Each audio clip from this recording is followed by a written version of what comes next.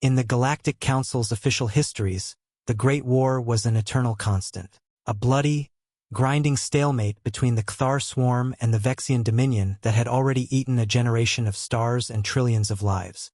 For 12 long years, the war had followed a predictable, almost ritualistic set of rules.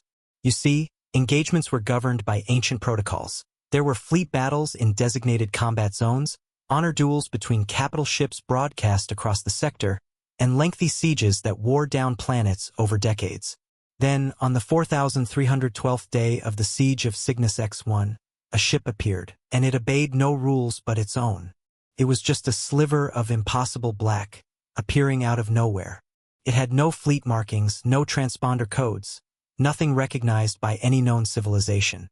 All it had was a single, stark white symbol painted on its scarred hull, an old sigil from some newly discovered, backwater species on the galactic fringe, the symbol of man.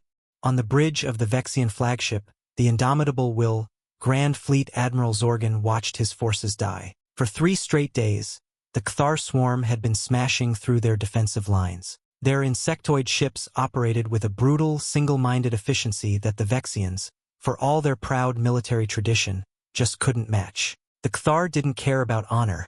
They only cared about victory. Their biomechanical cruisers swarmed his destroyers, overwhelming shields with sheer, unrelenting numbers. Zorgan's own capital ships, designed for stately, long-range duels, were being flanked and torn apart.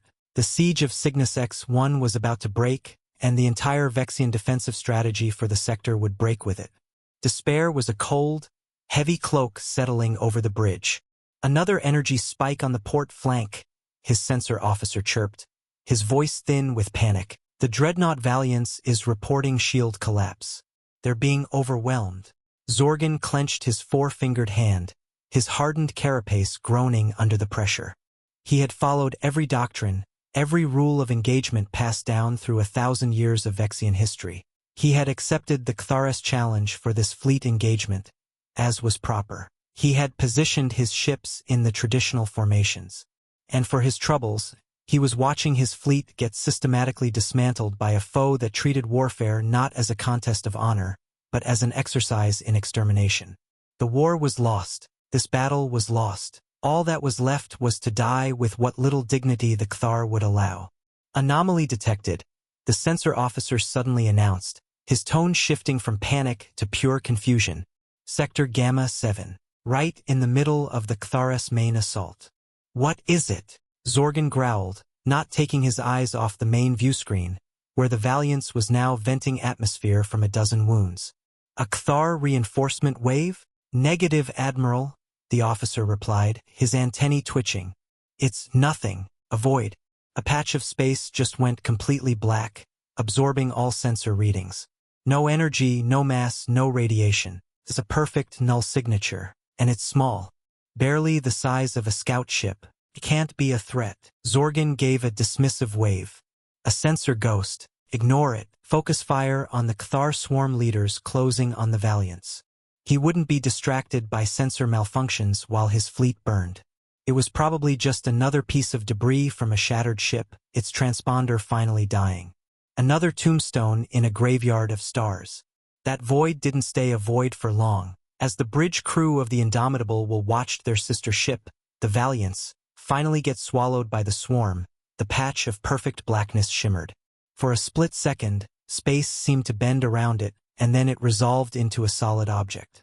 It was a ship, but it was unlike any they had ever seen. It was a brutalist wedge of sharp angles and flat, non-reflective plating, a design of pure, aggressive utility. There were no graceful curves, no decorative lights, no stately observation decks. This was a weapon and nothing more. The anomaly has resolved, Admiral, the sensor officer stammered. It's a vessel, unidentified. I'm cross-referencing its sigil with the galactic database. A moment of silence stretched, punctuated by the distant boom of a plasma torpedo striking the Indomitable Will's outer shields. Sir, I have a match. It's an old marking, from a new species. Index, human. Species designation, Terran.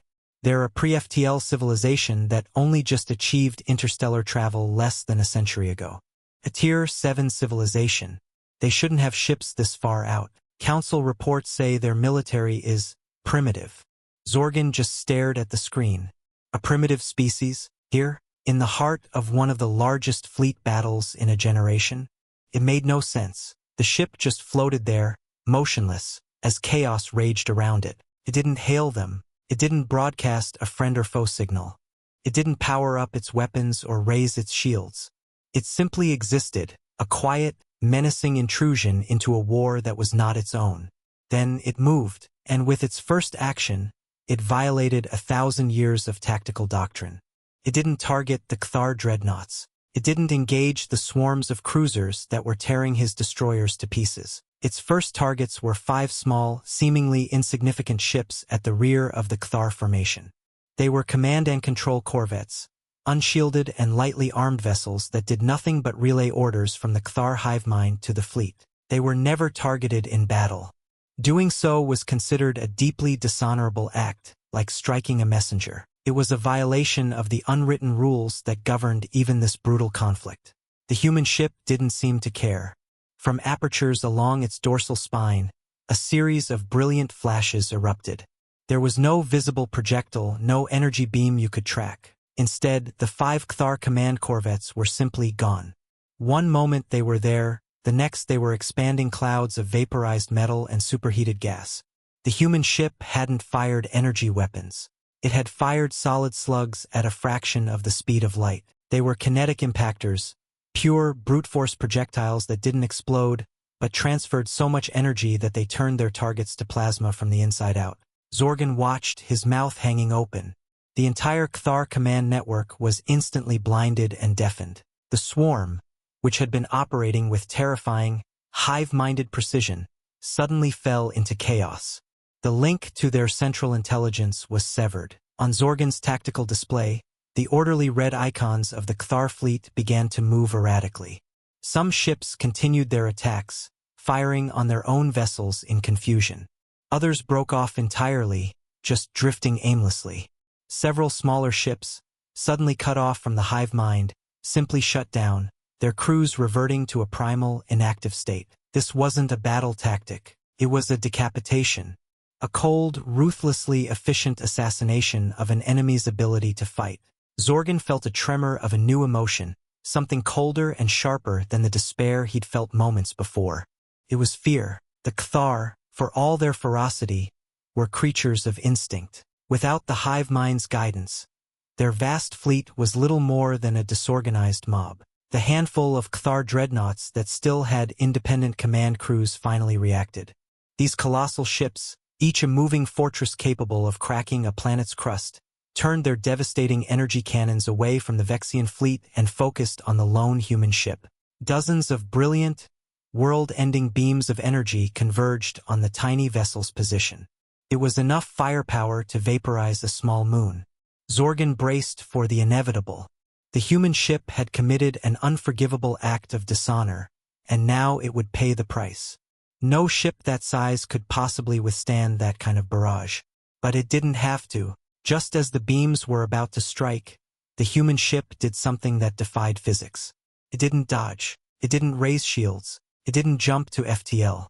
It simply vanished. The space where it had been was suddenly empty again. The torrent of destructive energy from the Kthar dreadnoughts passed through empty space and slammed right into their own fleet. Several Kthar cruisers and a battleship on the other side of the void were caught in the friendly fire, vaporizing in an instant. The Kthar had just done more damage to themselves in one volley than the Vexian fleet had in 3 days. A heartbeat later, the human ship reappeared. But it wasn't where it had been. It was now directly behind the Kthar's main battle line, a place it could not possibly have reached through conventional travel. And it was ready to fire again. This time it wasn't the railguns. Hatches opened along its ventral side, and a swarm of what Zorgan first assumed were torpedoes launched. But they didn't behave like any torpedoes he had ever seen. They didn't fly in a straight line or lock onto energy signatures. Instead, they moved in complex, coordinated patterns like a pack of predators. They weaved through the chaotic Kthar fleet, ignoring the smaller ships, and converged on the dreadnoughts. And they didn't target the bridges or the weapons or the command towers. They all struck the same spot on each of the colossal ships, their engine sections. The warheads weren't large, but they were precise. Explosions blossomed across the stern of every Cthar dreadnought, severing power conduits and crippling their propulsion. The mighty engines sputtered and died, leaving the lumbering fortresses dead in the water, their main weapons now useless. The rules of capital ship engagement were clear. You faced your opponent head-on in a duel of firepower and shields.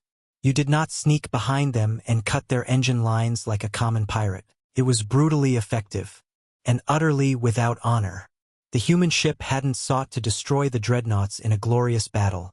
It had simply taken them off the board, turning them into helpless, drifting monuments to a forgotten way of war. The Cthar swarm, now leaderless, with its heavy hitters neutralized and its fleet in disarray, finally broke. This wasn't a tactical retreat. It was a full-blown rout. Ships jumped to FTL in random directions, some even colliding with each other in their haste to escape. In less than 10 minutes, a battle that had been a foregone conclusion, the final act in the fall of Cygnus X1, had been turned into a shocking, unbelievable Vexian victory. Silence reigned on the bridge of the indomitable will. Zorgan and his crew, veterans of a dozen campaigns, just stood like statues, staring at the main view screen. The lone human ship floated serenely in the middle of the debris field. Its hull was still pristine. It hadn't taken a single hit. It had single-handedly dismantled an entire fleet without so much as a scratch. It hadn't fought a battle. It had conducted an execution. Then, for the first time, the human ship sent a transmission. It wasn't a coded military signal or a formal diplomatic hail. It was an open, wideband broadcast sent to every ship in the system. Zorgan's comms officer, his antennae trembling, brought it up on the main screen. It was not a voice or an image, just a simple line of text, translated into standard galactic script. 5 words that sent a wave of cold terror through every being who read them. 5 words that would be heard in emergency sessions of the Galactic Council and whispered in war rooms for years to come. The message said, "The rules of war have changed." Without another signal, the space around the human ship distorted again. It folded in on itself and, with a final silent flash, the ship was gone. It left behind a stunned Vexian fleet, a debris field filled with their enemies, and a fundamental question that would send the entire galaxy into a panic. If this was what one human ship could do in 10 minutes, what would their entire fleet be capable of? And what, by all the gods of all the stars, would happen when they decided to stop holding back? Zorgan looked out at the silent stars where his saviors had been. He didn't feel gratitude. He didn't feel relief. He felt the dawning, horrifying realization that his people, and every other species in the galaxy, had just become spectators in a game they didn't understand. They weren't saved. They were given a warning. This chilling look at what happens when humanity stops playing by the rules comes to us from the r/HFY subreddit, written by the brilliant author Voidscribe. A link to the original story is in the description below, so be sure to go give them an upvote and check out their other work. So, what did you think of humanity's new approach to warfare? Let us know in the comments below. And if you enjoyed this story and want to hear more tales of humanity shaking the foundations of the galaxy, be sure to hit that like button, subscribe to the channel, and ring that notification bell so you don't miss a single upload. Thank you for listening.